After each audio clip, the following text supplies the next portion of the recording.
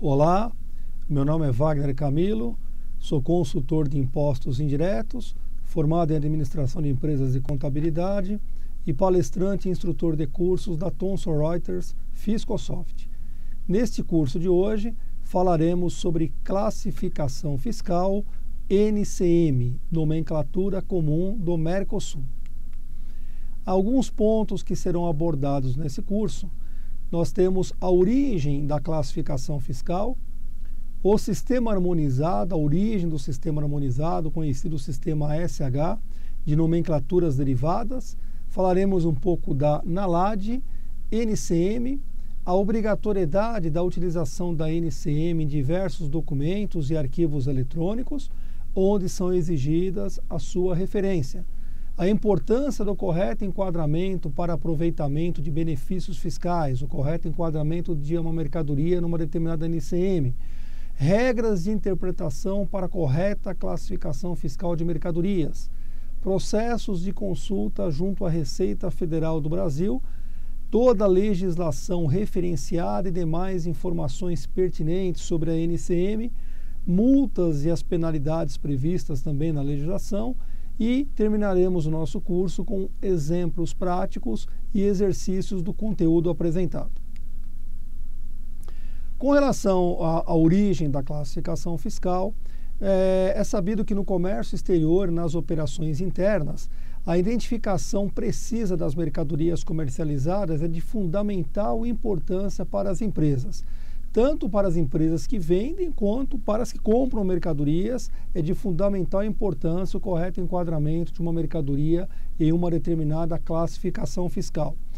No passado, a falta de uma linguagem, ela causava inúmeras dificuldades nas transações comerciais e geravam incertezas nas estatísticas e imprecisões nos acordos e negociações tarifárias.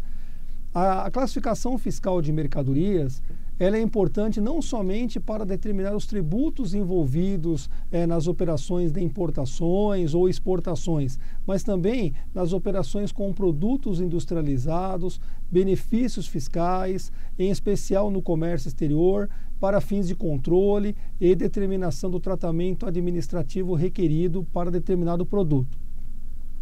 Mais recentemente, faz-se necessária também a sua aplicação, ou seja, a correta aplicação da NCM em diversos registros de obrigações vinculadas ao projeto SPED, como na nota fiscal eletrônica, também na substituição tributária e para a conceituação de produtos e atividades que possuem concessão de benefícios também na área trabalhista.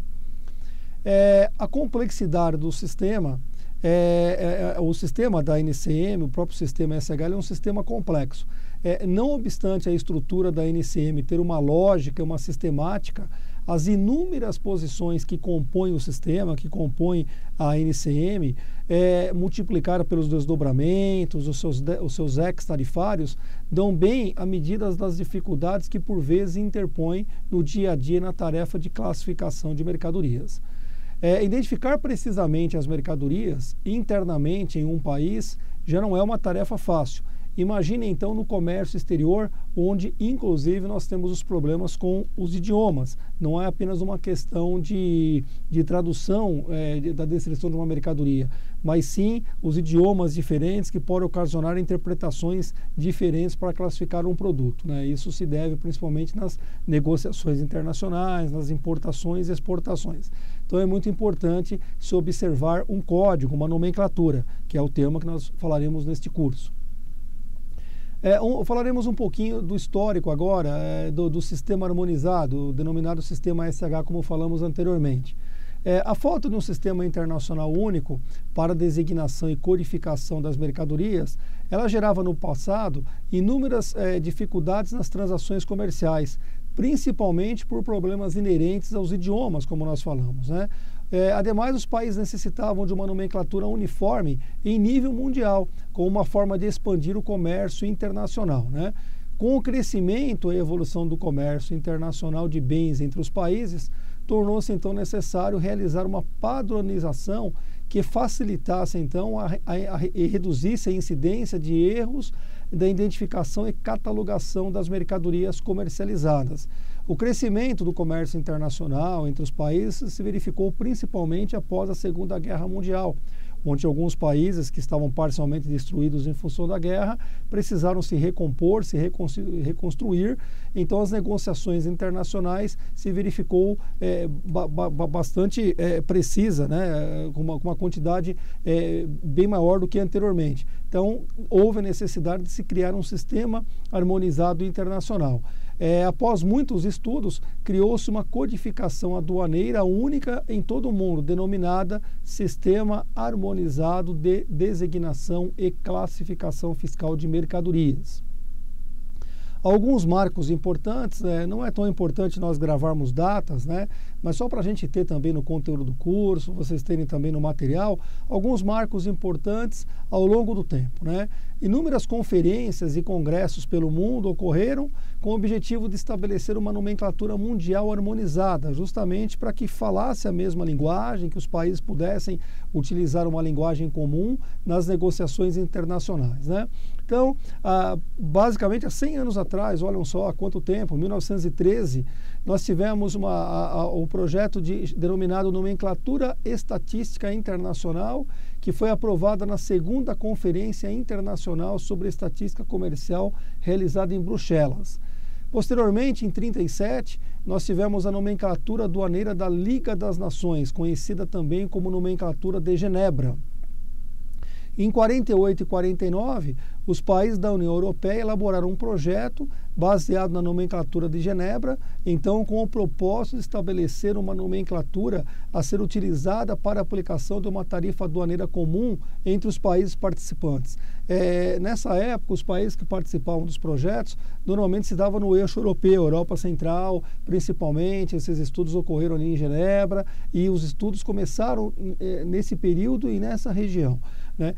Esse projeto ele foi aprovado e incorporado ao Convênio de Bruxelas em 15 de dezembro de 1950, sobre a seguinte denominação: Nomenclatura para Classificação de Mercadorias nas Tarifas Aduaneiras, né?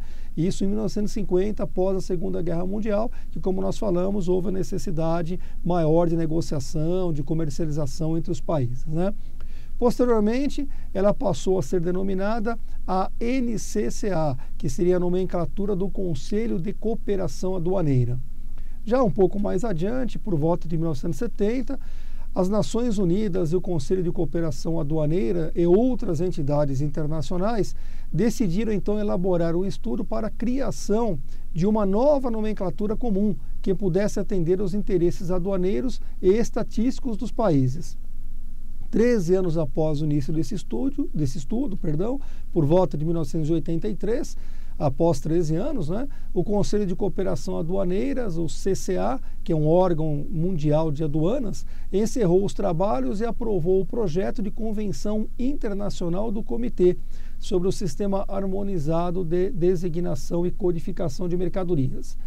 A Convenção Internacional, portanto, sobre o Sistema Harmonizado de Designação e Codificação de Mercadorias, ela foi aprovada em Bruxelas, novamente, em 14 de junho de 1983, e foi emendada, né, a emenda, são alterações, né, que foi feita no projeto, em junho de 1986, passando então a vigorar em 1º de janeiro de 88 e sendo conhecida como é até hoje como a nomenclatura do Sistema Harmonizado SH. E falando um pouquinho agora sobre o Sistema Harmonizado SH, ele foi então criado para promover o desenvolvimento do comércio internacional, como falamos, assim como aprimorar a coleta, a comparação e análise das estatísticas particularmente vinculadas ao comércio exterior. Além disso, o sistema harmonizado ele facilita as negociações comerciais internacionais, as estatísticas relativas aos diferentes meios de transporte de mercadorias e outras informações utilizadas pelos diversos intervenientes no comércio internacional.